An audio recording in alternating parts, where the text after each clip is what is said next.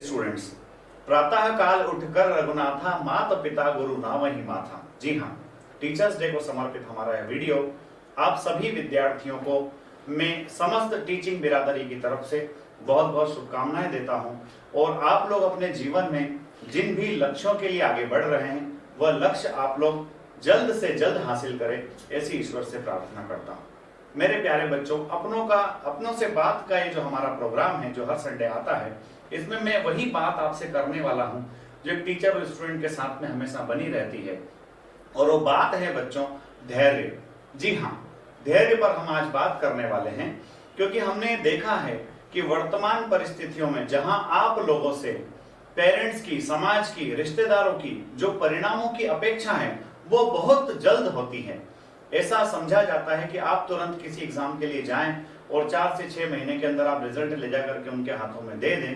तो इसमें कई सारे टेक्निकल पहलू होते हैं। उनकी अपेक्षाएं भी अपनी जगह सही होती है, किंतु आपकी कुछ परेशानियां होती हैं। उन परेशानियों को जब आप अपने पेरेंट्स के साथ शेयर करेंगे और टीचर्स के साथ मिलकर के शेयर करेंगे तो डेफिनेटली हम उन परेशानियों से बाहर आ सकते हैं। हमने विभिन्न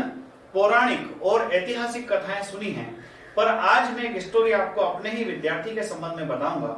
और वो स्टोरी आप स्वयं भी सुने और अपने माता पिता को भी सुनाएं अगर आवश्यकता हो तो, और उसके बाद आप देखेंगे कि धैर्य का कितना महत्व होता है। जी हाँ बच्चों,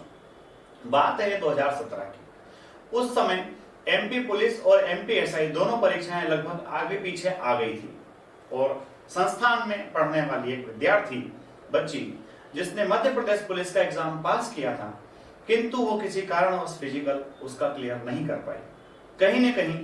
घर में सारी चीजें होती है, तमाम चीजें होती है, भाई बहन अलग अलग जगह पढ़ रहे होते हैं तो अस्त व्यस्त चीजें हो जाती हैं। तो पेरेंट्स का विद्यार्थी से ऐसा कहना था कि बेटा अब तुमने पढ़ाई पूरी कर ली है,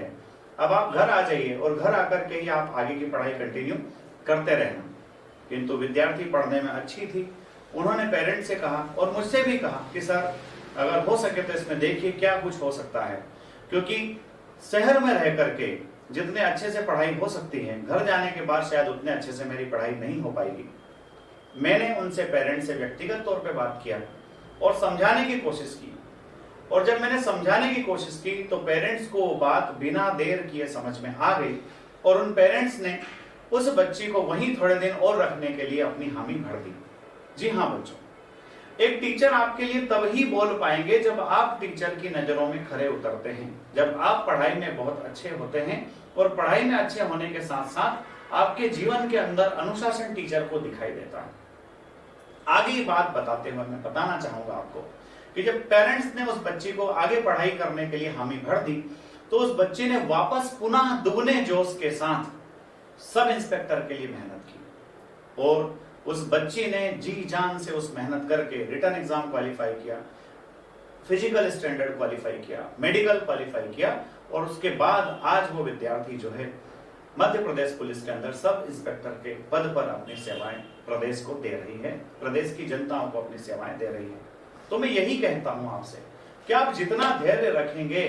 और उस धैर्य में जितना आपके पेरेंट्स का आपको सहयोग मिलेगा वो आपकी सफलता की कुंजी है। अगर वह बालिका उस समय कांस्टेबल के पद पर चयनित हो जाती तो शायद ये सब इंस्पेक्टर का पद उसे नहीं मिल पाता, किंतु किस्मत में जो लिखा होता है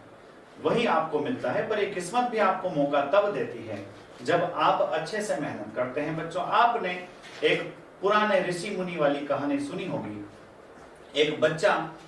अपने गुरुजी के पास जाता है और कहता है कि गुरुजी मुझे ऐसा ज्ञान दे दो जिससे मैं तुरंत सफल हो जाऊं। तो गुरुजी उस उत्तेजित विद्यार्थी के साथ साथ अपने एक और विद्यार्थी को बोलते हैं और उन दोनों विद्यार्थियों को बांस की एक एक टोकरी संभला देते हैं और कहते हैं कि पास में एक तालाब है, उस तालाब में से टोकरी भर के ले आइए। दोनों विद्यार्थी जाते हैं, तालाब में से टोकरी भरते हैं और जैसे ही टोकरी को जल के अंदर से बाहर निकालते हैं टोकरी तुरंत खाली हो जाती है, क्योंकि आपने देखा है कि टोकरी किसकी बनी हुई है, बांस की बनी हुई है। वह उत्तेजित विद्यार्थी जो होता है वो 1 2 3 बार प्रयास करने के बाद में वो टोकरी को वहीं छोड़ करके और अपने घर वापस चले जाता है बिना गुरुजी के बताए। पर जो दूसरा विद्यार्थी होता है वह उस टोकरी को भरने का निरंतर प्रयास करता रहता है और लगभग सुबह से उसको शाम होने को आती है और बच्चों शाम होते होते वह टोकरी का बांस पानी में रह रहकर थोड़ा फूल जाता है, थोड़ा स्वेल हो जाता है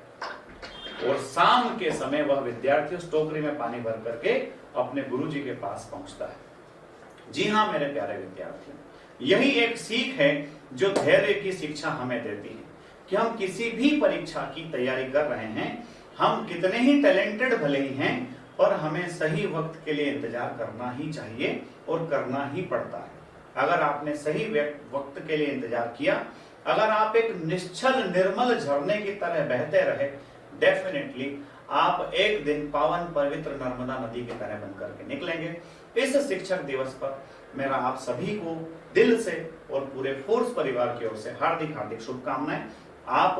भविष्य में निरंतर प्रगति करें। जय हिंद, जय भारत, इनकलाब जिंदाबाद, भारत माता की जय।